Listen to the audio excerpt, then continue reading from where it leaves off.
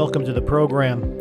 We have discussed AI on this program before. We've had some great guests to discuss the practical implications and the regulatory challenges and some of the use cases that we may not yet have really imagined. But I assure you, you haven't heard anything like what you're going to hear today. And here to discuss AI in a whole different way is Demetrius Floudas. He is a senior policy and geopolitical advisor with a demonstrated history of providing cutting-edge guidance to governments and political leaders around the world, international businesses, consultancy firms, the legal services ecosystem, and prestigious think tanks all around the world. He has been focused on artificial intelligence policy and law theory, and he's been consulting everybody from his current role, which is AI governance expert for the European Commission, to being a policy lead for the global trade programs in the United Kingdom.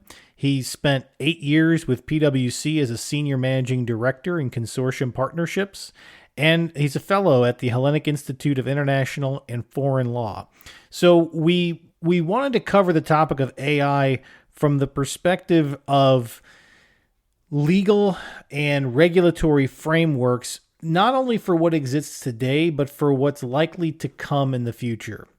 And the reason that we reached out to Demetrius in particular was he's one of the only voices that we could find out there who's not in the tech field, but who comes at this from more of an international law perspective, who understands not only the capabilities of AI today, but importantly, what the likely challenges are in the future, and what some of the potential existential threats that advanced AI and potentially, eventually, artificial general intelligence could play. So I will say that this is the kind of episode that if you're a worrywart, this one's going to scare you. But our objective is not to scare anybody. It's not to tell scary stories. It's not to make you worried about the future. It is to educate ourselves, to arm ourselves with knowledge and information, to make ourselves more informed participants in this dialogue so that we, as a public and international community, can come together and think about what kind of regulatory regime we want over these tools and what some of the risks may be if they fall into the wrong hands, or if there are individuals who are pursuing artificial intelligence for nefarious purposes, or those who are simply pursuing it for profit and may stumble into one. There are so many aspects of AI that we have covered, but what we didn't do yet, and we're doing today, is thinking forward, thinking ahead, and really diving deep into some of the serious challenges that we will have to face, and frankly, your children and grandchildren may have to face, and how we think about those. But we think about them in a sober, rational, and somewhat academic way. So we aim to take some of the emotion out of this and some of the judgment about good and bad out of it, and we just wanted to have a conversation about the potential and the risks associated with advanced AI and advanced AI technologies. And I hope you find this to be a fascinating conversation. Demetrius is a great guest, and he took time with us to really walk through a lot of the important elements and aspects of this topic that you may not have thought of before. So we really think we hit the nail on the head here with our goal of bringing on leading experts on important trends. And I really don't think there's a trend out there that's more critical and more important to where we're going than the advancements in artificial intelligence and how it's being applied. So with that lead in, it is my distinct honor and it is a privilege to present to you my conversation with Demetrius Floudas. Demetrius, welcome to the program. My pleasure to be with you.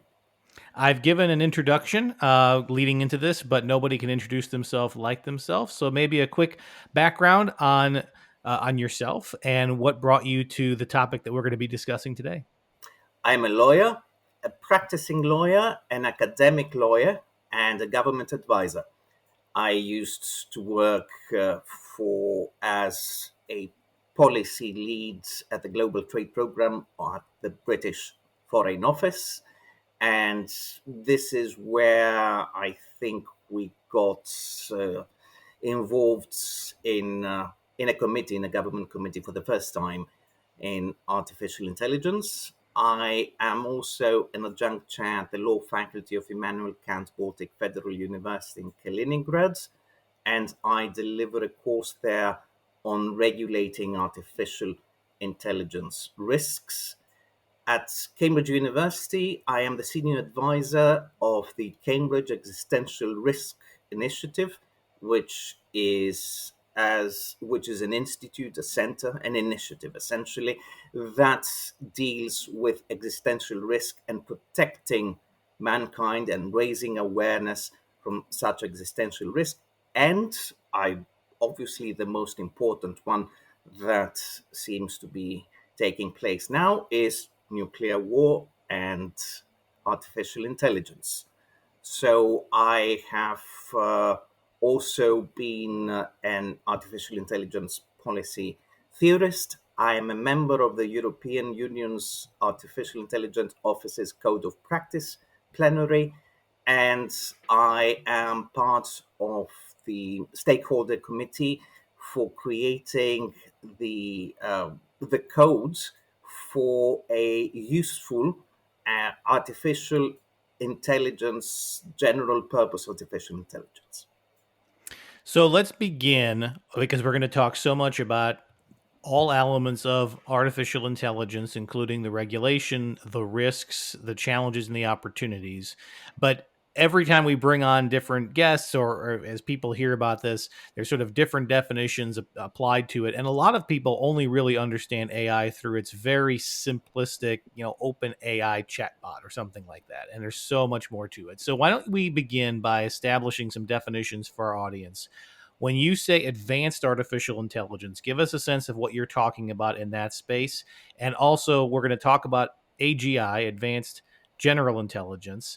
Help our audience understand that spectrum from your little chat bot that everybody plays around with to an advanced AI tool to a potential AGI tool of the future. Of course.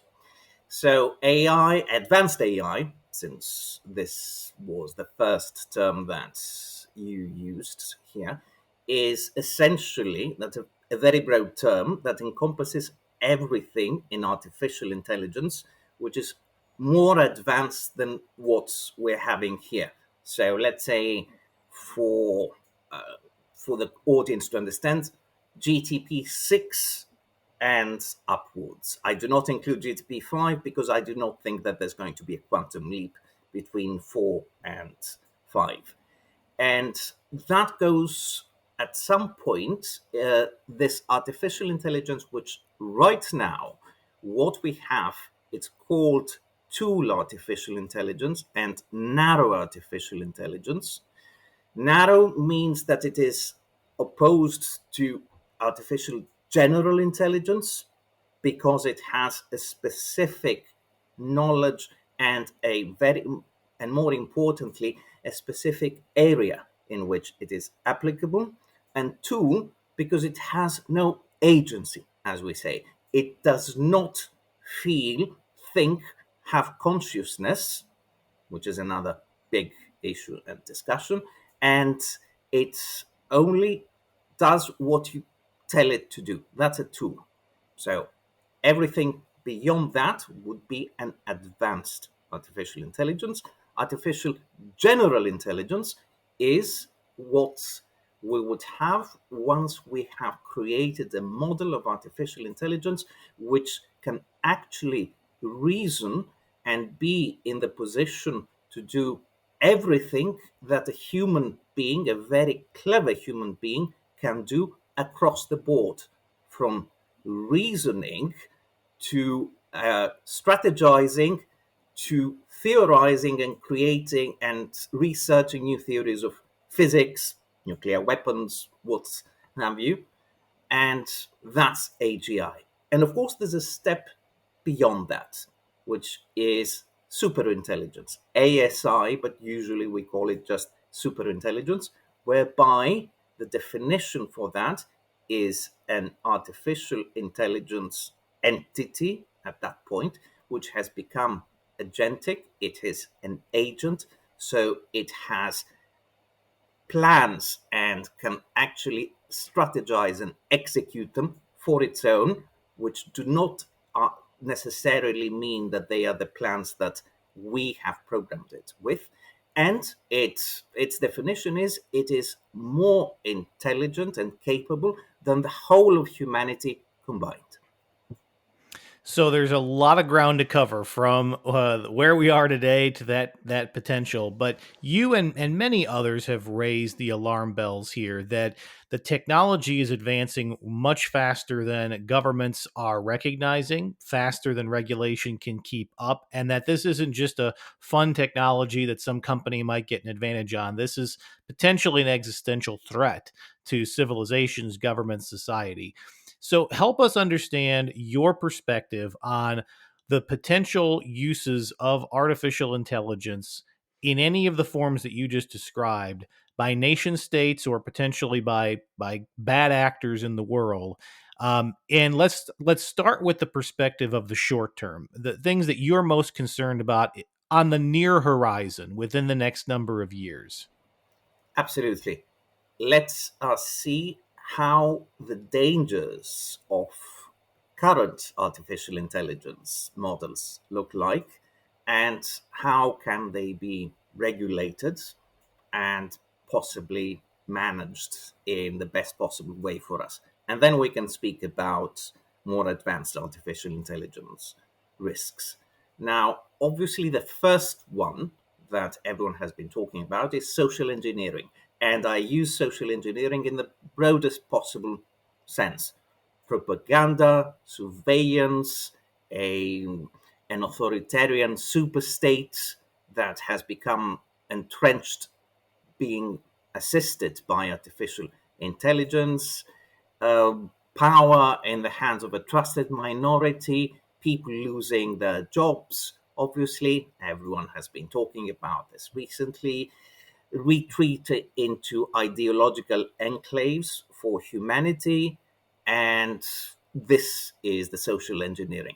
At the same time, the current state of artificial intelligence could also lead to other social evils and risks long before we have ever reached the stage of artificial general intelligence. So it's not just that, obviously, when we have created general intelligence, or it has created itself, we can talk about it, that as a possibility a bit later on. But even now, with the two narrow artificial intelligence agents, we have an additional number of implications that would, for instance, would encompass intellectual enfeeblement, cultural annihilation of mankind, psychological dependence, interpersonal degradation, and what I call the lithophagy principle. Where would you like to start with these? Well, you tell us what you think is the most pressing and most likely of those, and we'll work our way through them. The most pressing right now, obviously, is the social engineering in the very broad sense that we talked about. Artificial intelligence driven propaganda and surveillance. These things are already happening and they will continue taking off in a very rapid way. And one of the first things that we should be doing as lawyers and policymakers is to create a ring fence around current human society, which is far from perfect, of course, but we have reached a situation where our very imperfect society can runs the risk of becoming even worse if the worst case scenarios from artificial intelligence can will take place. And that is, of course, a misuse type, because as we said, we are nowhere near agent artificial intelligence at this stage, which would actually take its own decisions and uh, execute its own strategies. So my suggestion would be that, in the first instance, companies should bear legal liability for the actions of their artificial intelligence. So, a strict liability regime, as we say in law, would incentivize companies to minimize risks and at least purchase insurance.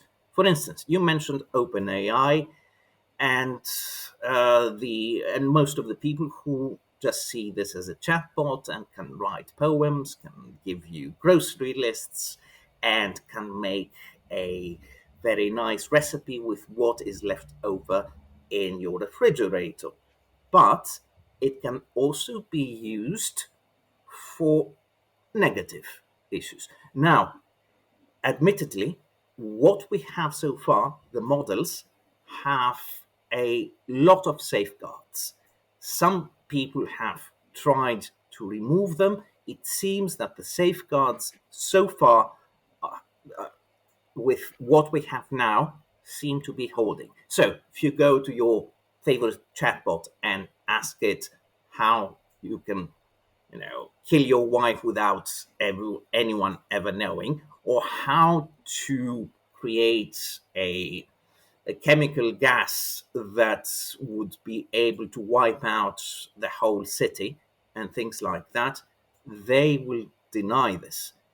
However, we are in a situation that not only this thing is getting, I mean, not only is artificial intelligence models, they are proliferating in an exponential matter, but we also have open source artificial intelligence models. And a number have already seen the light of the day. And if you have used them, they are not any worse than the ChatGTP or the other well known ones from Meta or Google. They're just lesser known. But that means that any group or even an individual who's knowledgeable enough can take this artificial intelligence model and do a completely unrestrained and unrestricted artificial AI tool, a chatbot still, but it would be able to use it for all these things that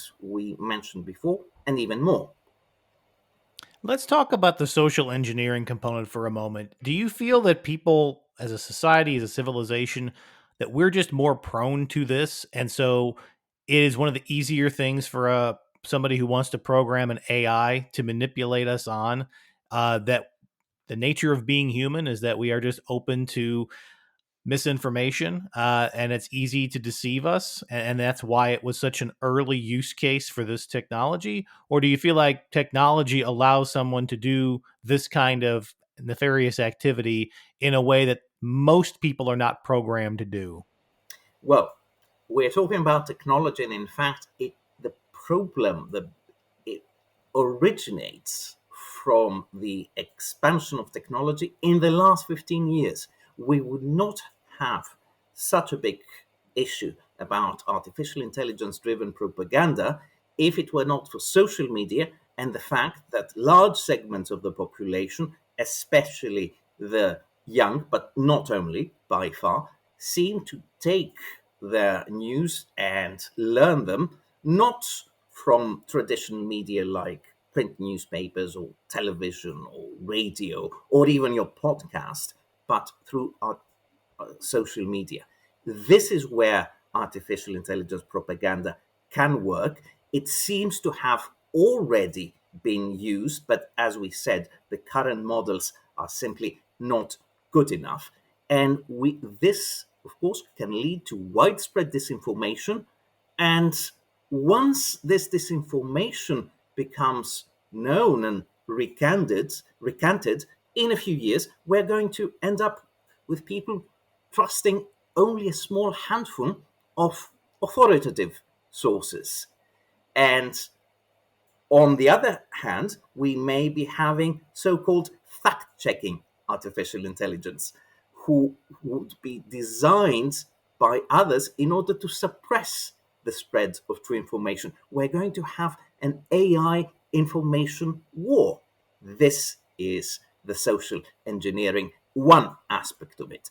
Another one is that governments might actually pursue surveillance, not necessarily in order to become evil authoritarian governments at 1984 style, but in order perhaps to keep artificial intelligence in the hands of a trusted minority. This is where the dangers from people like me, from us, who are trying to warn society about possible risk from artificial intelligence, we are actually creating a risk. And I am one of the first who would be happy to admit it. Well, I wouldn't say happy, but who would admit it, in the sense that by keeping on saying artificial intelligence is dangerous, don't trust it, it can be misused, we may prod governments to essentially increase surveillance to see who is using artificial intelligence, what is it being used for,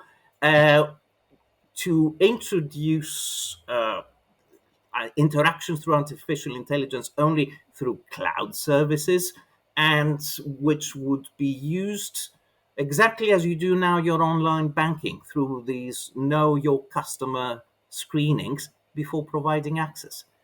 Do we want that? Is this going to be the only way forward? We're still trying to find out. So, one thing you mentioned that I want to dive into is the concept of intellectual enfeeblement. Expand on that a little bit. What is your concern around what AI might do to our ability to think and reason? Now, this is something that will appear within the next decade or so. And I'm not talking about very advanced, again, artificial intelligence. I'm talking about what we have now, or just 1 or 2 years further in evolution. We do not have that yet, but imagine that the part of the human population who are 2, 3, 4, 5 year olds right now, and every government is saying, oh, yes, we need to bring artificial intelligence into the education system. I was in a government discussion, a government focus group for Britain just 2 days ago on this. And what the government says, yes, we need to harness artificial intelligence models and bots and all that, and bring them in from primary school, from the first year of school. Do you know what's going to happen? If we have a situation whereby all critical thinking or knowledge acquisition and all and most communication abilities are being are being mediated by artificial intelligence models, do you think that this is going to be a situation where people like you and me will be able to sit down in the new generation in 10, 15, 20 years' time and actually discuss about high level intellectual issues? This is going to be a situation whereby everything is so easy and there is no more point in actually thinking in creativity, which is another issue that we can speak in a few seconds, and certainly no intellectual high power. What's the point of using any intellectual high power if I have a machine right at my fingertips which can actually answer almost any question? So, this is where the intellectual enfeeblement would come. If you ask me what is a possible mitigation for that, I can tell you, let us leave artificial intelligence out of the schools all through around the world right now, and because children, young people, are going to learn about artificial intelligence anyway, and they are going to have access to these. And the only thing that we should be trying to implement is just teach them about the risks of artificial intelligence in general, including all the way down to existential risk further along the future, but the current risks of the current models as well, and ensure that we stick with the current way of doing things whereby you learn from a textbook, you have a human teacher, and you do everything in a class surrounded by your peers. Just to give you an example about intellectual enfeeblement and lack of social interaction, everyone has been talking in the last years, in the last couple of years, about the COVID generation, about the young people who were at that particular stage of their development. I don't know, early teens, later mid-teens. That's for sociologists and educational psychologists to say, who just because they managed to lose the the facility to be with their peers in a classroom for 2 years that most lockdowns lasted in the world have now become hobbled. And you know what? On a very informal and unofficial basis, with a data point of one, my own students, our own students, we discussed this with my colleagues at university, we seem to think that they are nowhere near intellectually and socially as nimble as students used to be until 2 years ago. So imagine when we have then artificial intelligence, and as some governments or think tanks or whoever is saying, oh, we should have homeschooling through artificial intelligence, do away with teachers, just have universities at some point. So let's talk about that interpersonal part as well. You mentioned what happened when students were sent home for a significant period of time, didn't have the social engagement, didn't have the in person education, didn't have the team building that happens, even when you're not teaching in a formal way, to the natural give and take and learning that you do when you're young or when you're a teenager and you're learning your way through a social network. How do you think that the advent of advanced AI could either help or harm this? Because I've also talked to some in the psychological space, so we can kind of take two of your bullet points and try to put them together here. Some who've said, well, AI could be helpful for those who struggle with interpersonal issues because it's almost like a safety net for them. They struggle with the in person, but if they had the aid of an AI tool or something, that would help them almost like a crutch to get them through the difficult opening engagements.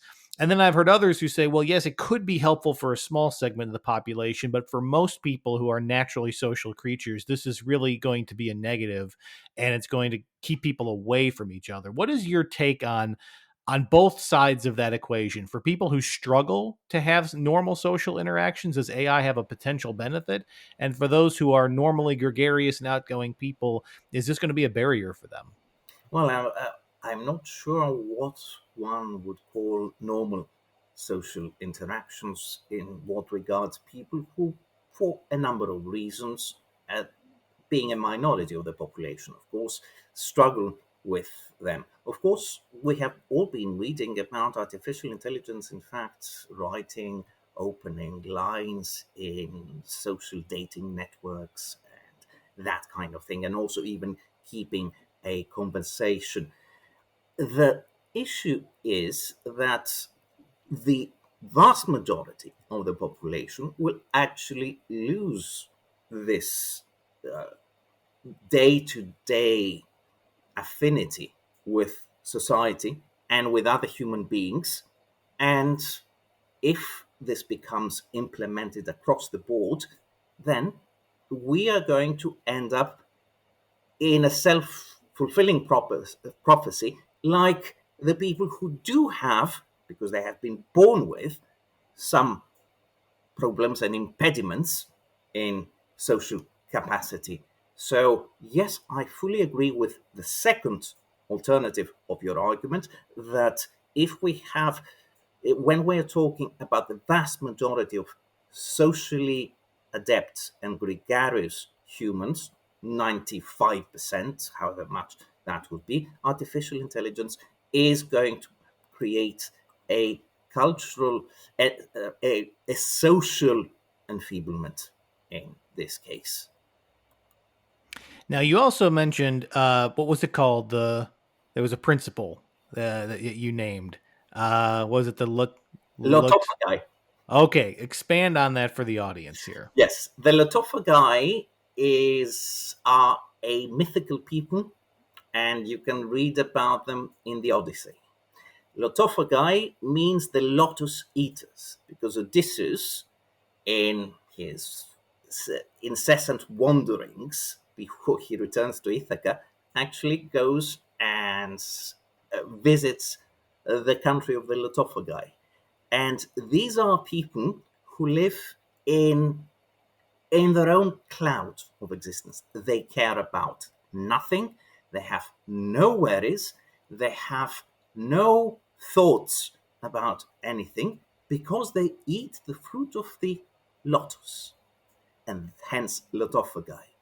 And of course, this has become, this legendary thing has become a label for a society which has stopped not only interacting amongst themselves, as the Lotophagi did, but it has stopped any kind of forward steps. They don't care about progress, they don't care about social cohesion, discussions, elections, politics, physics, education, what have you.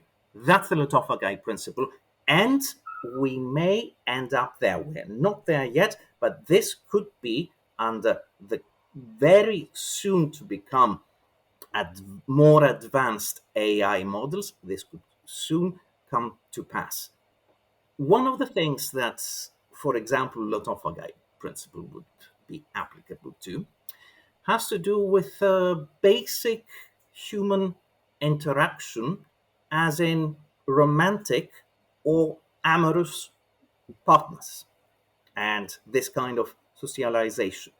Now, I'm sure you have read that there are already certain people who go around and saying, I have an AI boyfriend, girlfriend, whatever it is. And this is under the current AI models, which cannot be sexual, for instance, because of the ring fencing that we talked about, and have the limitations that we all know. Lots of limitations.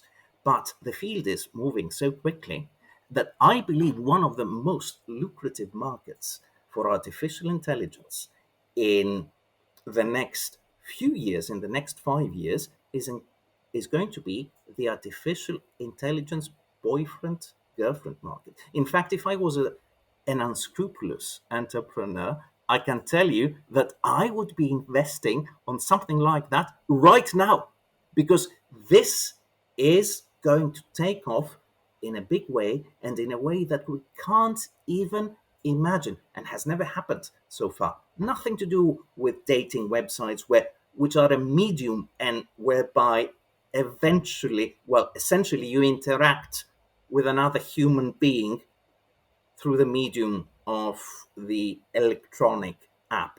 This is interaction with a non human, I'm not going to call it non human intelligence or agent yet, we're nowhere near, but this is an interaction with a machine, essentially. And you know what, Brian? This machine will soon be able to offer you the perfect partner, the most perfect partner that you have ever had. Someone who's always there for you, who doesn't even sleep. So if you wake up in the middle of the night having seen a nightmare and you need to be comforted, that partner is going to be right there for you, soothing you. Someone who will never say no, who would be more pliable and agreeable than any person that you have ever met. So, psychologically, that would cover all of us completely. Imagine when this goes beyond the simple disembodied voice. You remember the film Her, yes? And it starts, the next stage is going to be that this partner, this virtual partner, is actually you can see and interact with them through a hologram, there's a body. And then at some point, 10, 15, 20 years from now, robotics is going to catch up. So it's actually going to be a human robot, something physical, that is going to be always there for you, always pliable, never saying no. You know what? Mankind will not even need artificial general intelligence to die out. It will die out because simply no people, almost no one, unless we are talking about the developing world and very poor people, but we in the so called developed world are going to die out because no one will be having children, because there will be no men being in contact with women and vice versa, which is really the way that children are made so far. Thus So far. you've laid out a pretty plausible set of scenarios that would not require significant advancements from where we are today. That would simply be an expansion of the use of AI technology. So, before we jump to what could be in the future, when you are interacting with policymakers, with regulators, with business leaders, do you believe that the people who are in a position to actually do something about this fully understand what you've laid out? Are they receptive and open to these warnings, or do you feel like there's a lot of wishful thinking that we're going to be able to roll out these technologies without the downsides that you've already laid out today? Very good question. To give an initial very short answer, the situation is not good and it's not positive. On one hand, a number of people do not even perceive this, policymakers and governments, officials and politicians that do not even perceive these risks as plausible. That is for a number of reasons. On one hand, because they think that it is really far fetched, at the same level with Skynet, Matrix, and Ultron. On the other hand, they say, well, we are going to work something out and we will manage to avert this without realizing how quickly this is going to be take, taking off. And they have also been considerably influenced by the firms themselves, by the corporate entities that actually create these models and will continue creating them in the future. So there's a minority that is now thinking about these, but they have absolutely no clue how to respond to it on a policy level. How do we respond to this other than just saying, no, we these are going to be banned? And as soon as you ban something, inevitably you're going to have criminals and non official channels creating that and circulating it throughout the world. And who bans it? United States, Australia, Britain, the European Union? What about the other countries? What if there's a single rogue country that creates them? Fine. We will not be able to, let's assume that this is going to be a little box, a machine, which is going to be your girlfriend and has a hologram projection on top. Fine, we can ban the import of these, but people will find a way. And this is a policy issue and a policy matter that, frankly, we have very little response for. Another issue, which has to do with the policymakers not being necessarily ready to tackle this, is that yes, this is fine. I understand that this is a potential or danger, but the Chinese, the Russians, the Indians will be doing it. And if we stop and regulate against this, they are going to actually win the artificial intelligence arms race. We're not talking about real defense arms, which is another problem again. We are talking about which country or countries or part of the world are going to become dominant in artificial intelligence. And of course, they think, well, that's all very good about the intellectual enfeeblement and the Latofa guy and all these great things that you're telling us, Demetrius. But simply think of what is going to be if we self regulate and XYZ does not. We will still end up in the same situation, but then we will have no control over anything because the others will be threatening us with their much better artificial intelligence. So if you put all this together, the ignorance, the of certain risks, the fact that that some people have been more or less convinced that companies can self-regulate big tech, and the fact that yes, we accept that as a danger, but we still have to stay one step ahead of the others. That is why regulating this on a policy level, governmental level throughout the world is something which is very far away right now. Now, when we think about how international organizations have dealt with potential risks that threaten the world, the only one it seems to me that has had, and it's not perfect, had any staying power has been international treaties around the use of nuclear power and ultimately the deployment of nuclear weapons. If you think about other existential issues, whether it's climate change, whether it's the global distribution of drugs, firearms, those have all struggled. I mean, find an example of a global treaty that everybody has actually adhered to, even though most countries acknowledge the risks associated with transnational criminal organizations or human trafficking or all of the other things. Nuclear power, nuclear proliferation seems to be the only one that, because it was widely recognized as an existential threat to the world if left out of control, there has been some international agreements, even across nations that are competitors to each other. So do you, as you look to the future, do you think that AI, both in its current and then its future advanced and potentially, and we'll get to in a moment what an AGI could look like, do you feel like this falls more into the category of things that the world will recognize for the risks that it is, and there will be some binding treaties? Or are you afraid that this is going to fall into the other areas like climate change and drug control, that we all see the risks, we all see the challenges, but we're never really able to get an international agreement?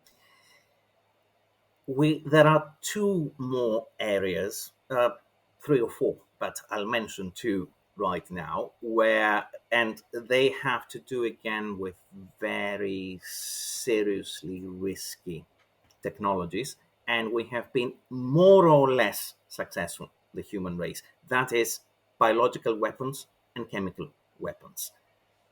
Do you know why we actually banned chemical weapons? And the ban has been more or less successful.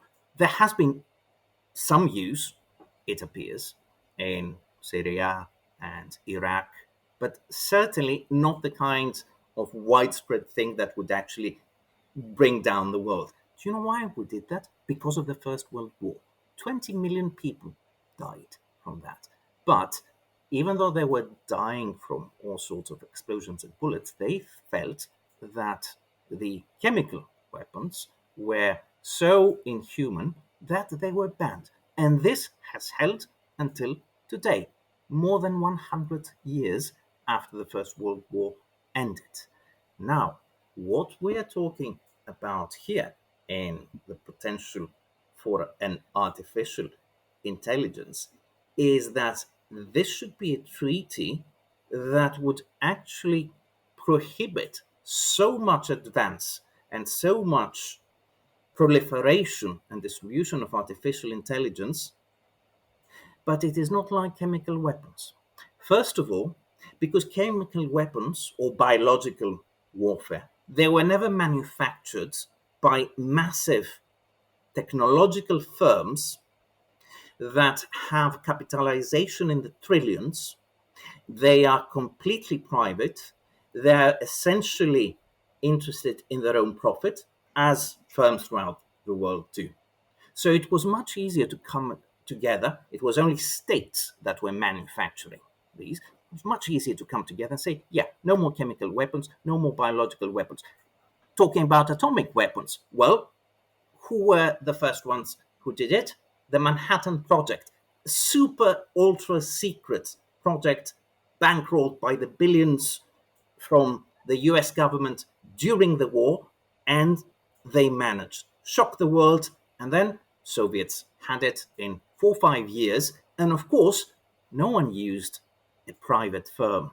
There has never been a single private firm that has had anything to do with nuclear weapons, unless, of course, there's a few contractors, but they're under such strict guidelines because every single person there has to go through the highest top secret security clearance and all that. So yes, this has never been in private hands, and the fact that we have a very big, very influential, perhaps the most influential right now segment of world opinion, influencers that are expecting to make huge profits out of this in the next few years.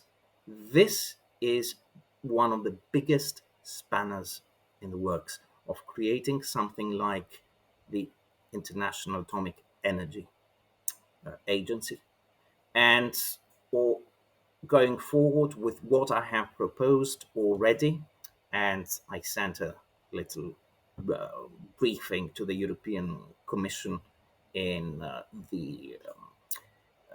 the discussion, the plenary discussion that we were talking about just before, about a future, not too far down the line future, but starting work on what we would call the Artificial General Intelligence Control and Non-Proliferation Treaty. So there are going to be three massive impediments to such a treaty. One, it's going to be a huge uphill struggle against these companies because these tech companies have become now the most influential in the world. 30, 40 years ago, used to be the oil companies, the Seven Sisters, as they used to call them. Now, it's the 4, 5 of big tech, essentially software, not the hardware. And will what will it take to actually stop them, to be able to regulate stopping them from advancing and creating and distributing and proliferating artificial intelligence, even narrow one as we are talking about now and we have now? What will it take? Which politician in any country is going to say, oh, yes, let's stamp out Meta or Google, Alphabet, and OpenAI, and whoever's doing this, and take it away from them because there's going to be risk? Well, who's going to do that? No one. The second reason why this is going to be so difficult, such a control and non-proliferation AGI treaty, is that the countries themselves will be very, very reluctant to adopt it. And they would be reluctant to adopt it unless they know that absolutely every single other country is going to abide by it. We are going to need an agency, an authority, which would be 10 times more intrusive and 10 times more powerful and influential than IEAE, International Atomic Energy Agency. This is another massive problem. There is a way that these two things, these two impediments, may be overcome. It is a very Machiavellian way, but then this is how policy advances in the world. It doesn't advance in a linear fashion following logic, it advances in spurts. And the reason it advances with spurts is because it is actually being driven by accidents. The only way that I can foresee countries, all of them, getting together and taking away artificial intelligence creation, research, development, and delivery from big tech is if there is some massive worldwide accident which will be attributed to artificial intelligence, or there's going to be so many instead of an one point accident, there's going to be a situation whereby every where large parts of the population have become lotophagi. And this is why, for example, countries all over the world are trying to stem narcotics. Narcotics, which, in a parenthesis, cocaine and heroin, 100 years ago, they were available at the pharmacy. And then, in order to avoid a lotophagi principle based on opioids, this is when legislation started. Now, if we have something like that and we have massive social problems being created, drop complete antisocial attitude, significant drop in birth rates, and so on and so forth, as we were saying, then it might be possible to overcome it. And there's a third impediment, but we can talk about this now or later. Up to you. Let's do it. The third impediment that I see in an artificial intelligence control and proliferation treaty is you and me. The individuals in this society. And because in the last 60, 70, 100 years, the trend has been to award rights and recognize rights of personality to as many people as there are. We started again 120 years ago from only men having the vote, and then we enfranchised women, and then we have certainly brought enormous resources, including ideological ones, against social, political, and racial prejudices, which mean, and now we have been talking very surely about animal rights and so on and so forth. You and me and so many others are going to actually say, no, this is not a technology any longer. Of course, we're talking about 10, 15 years down the line. But imagine how it is when we have 100 million people in the world having an AI boyfriend and girlfriend in a little box on a hologram.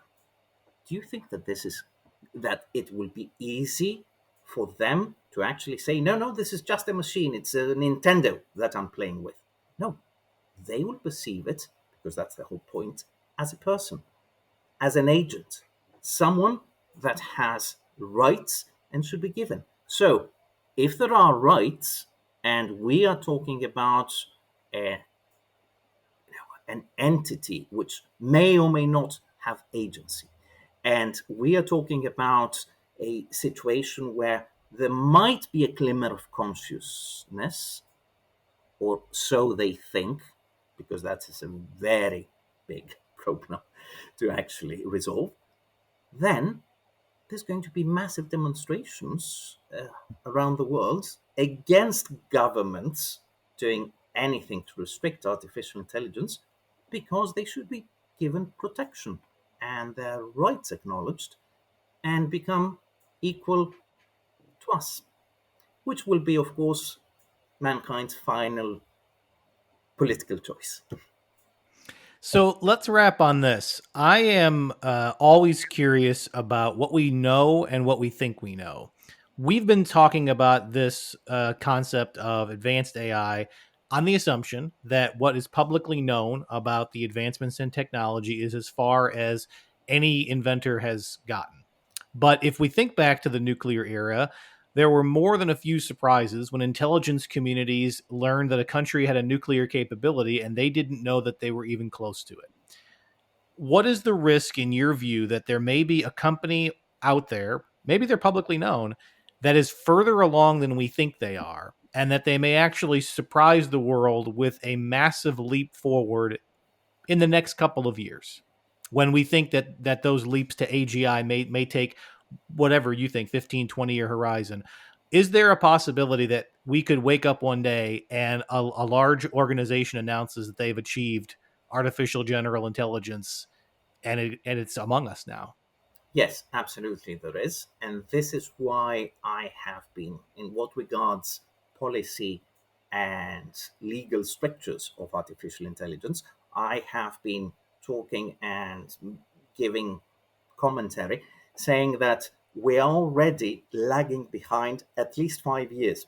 The Artificial Intelligence Act of the European Union, which just came in force last month in August, and is considered to be the blueprint, the number one of the best that we have so far, is actually the regulation that should have been passed 5 years ago. And right now, we're still trying, we're drafting the code of practice, as we said, and so on and so forth. And the problems that we have is not any longer, oh, the privacy issues and the intellectual property issues that we read about in the news. And these are the things that the AI Act is trying to tackle. The problem is the exactly what you just mentioned, that there is a chance, and not a minor, not a trivial chance, that something like that, either a large company or perhaps a medium-sized company, I don't think a small one would be able to do this at this stage, or more probably some kind of Manhattan project of one of the biggest powers out there, the ones who would be able to do this, and of course, no one would be telling us about this, may suddenly come and end up with an AGI in their hands. I have been reading extensively, and I have been discussing with my computer scientist colleagues for years about what this would mean. The ones who work in artificial intelligence alignment, they are of the idea that once we have AGI or thereabouts, all bets are off.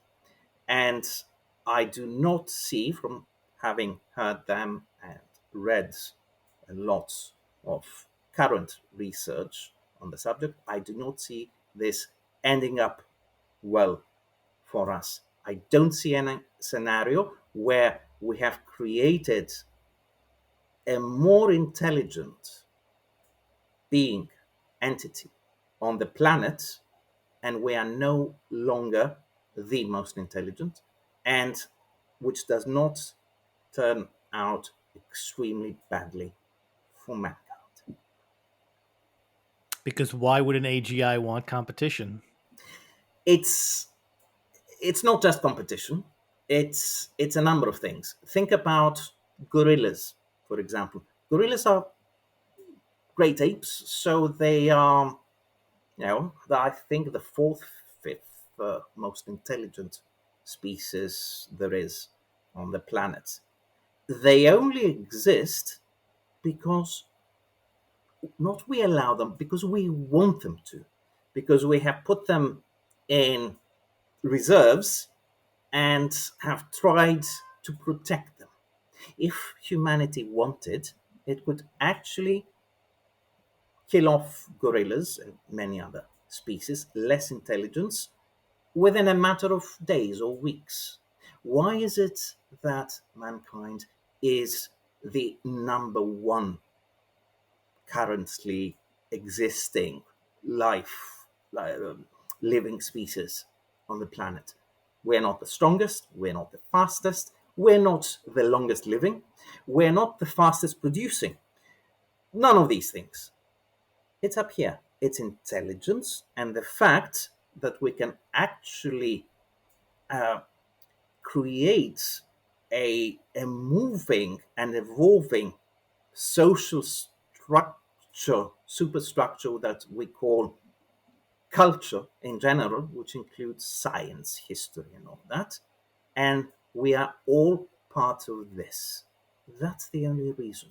As soon as you have a more intelligent entity, and that entity, according to the specialists, the AI scientists, is more likely than not to have agency, which means that it will, as we said before, it will be able to have its own plans and strategize in order to bring them to fruition, then at some point we are going to be wiped out. Simply because, don't forget, there may be a very good chance that one of the reasons that stops us from killing off all gorillas is that we see a part of us there. It's not just being friendly to the environment. The thing that the AGI that will eventually be created will have nothing to do with us.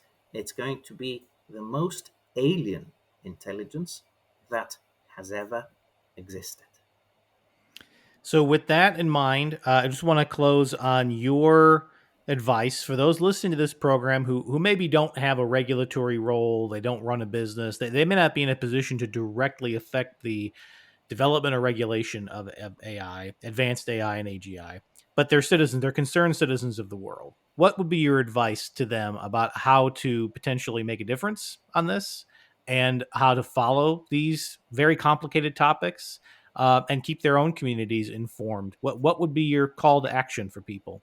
My call to action is for everyone to realize that artificial intelligence is not just the chatbots that we get on our computers right now.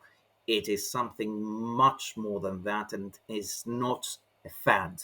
It has been called by already back in the 50s as humankind's last invention. And this seems that it may well be the case. They have to understand that AI is a double-edged sword of our time. It holds a lot of promise, but it also brings the potential to end civilization as we know it, even before we reach AGI, because of the social problems that we mentioned. We need everyone to understand it and start writing, talking about this in with their friends, discussing it in their family, talking to their local parliamentary representative, and saying we need this to actually be very tightly controlled. Once, and having worked as a government advisor, once you have in Western countries, in not only well, in democratic countries, once you have voters in large groups expressing concerns, then the politicians are going to become they're going to see much more alacrity in any subject than otherwise. And even in autocratic regimes, again, autocrats cannot disregard the will of a majority of the people. Otherwise, they're thrown away. And this is how revolutions happen. So, everyone, no matter where they are, they should read more about this. I suggest that if there's one thing that they should be reading about, and we could add a link to that if you want, is an an op-ed by Eliezer Yudkowsky, who is one of the pioneers of AI control, which was written in Time magazine in March last year. It's 2 pages only. It's not at all technical, and I would like the whole world to read this.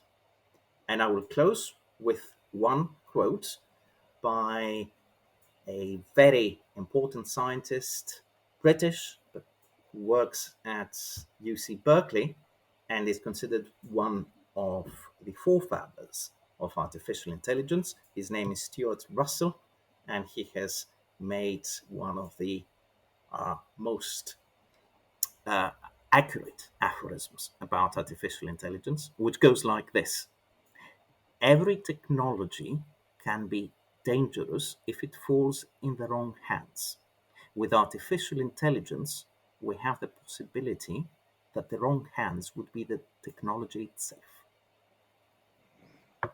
You've given our audience a lot to think about, and thank you for taking the time and the hour to walk us through it.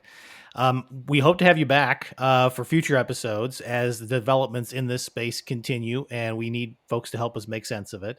But we hope that we've added to that conversation and that we've expanded the reach and hopefully the minds of people listening to this program who may not have considered all of the risks and potential pitfalls that you've laid out for us. So thank you so much for taking so much time to educate our audience.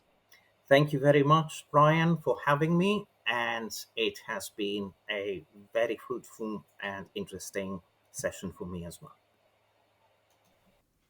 I came into this episode with Demetrius really wanting to explore this concept of advanced artificial intelligence as a potential weapon of mass destruction, much like a nuclear, chemical, or biological weapon. And of course, we got to that in the conversation, and Demetrius shared his view. But as I went through the conversation, I must say that I walked away from it in many ways more concerned about the potential that artificial intelligence it negatively impacts humans in insidious and slow ways that we don't recognize. And in that way, it becomes an unintentional weapon. In other words, the design of the tool is to make us more productive.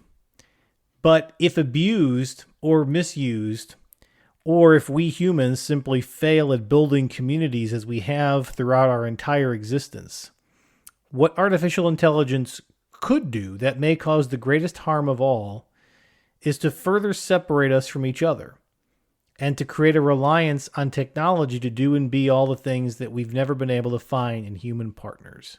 Now, I am not going to subscribe to the doomsday scenario that people get so wrapped up in their robots that they no longer socialize, no longer meet, no longer have romantic relationships, no longer have kids. I'm open to the possibility that it could happen in a truly unregulated environment, but I think the likelihood is relatively small. But I do leave open perhaps a scarier possibility, and one that I wanted to share here to wrap up this program.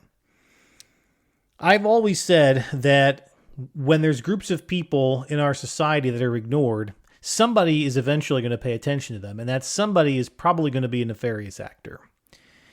For the growing number of people in our world who seem to struggle to socialize, who feel like outcasts, who feel ostracized, and for whom artificial intelligence tools and technologies may very well become their coping mechanism, a way to completely divorce themselves from human interaction. My deep concern here is that there may be a nefarious actor who is able to perfect the technology in such a way that not only disconnects people from each other, but turns them against each other en masse. Imagine a day with an AI tool, not necessarily an artificial general intelligence tool where it's acting of its own accord, its own agency, as Demetrius said. Imagine an artificial intelligence tool controlled by a nation state, a criminal organization, just somebody who wants to cause chaos.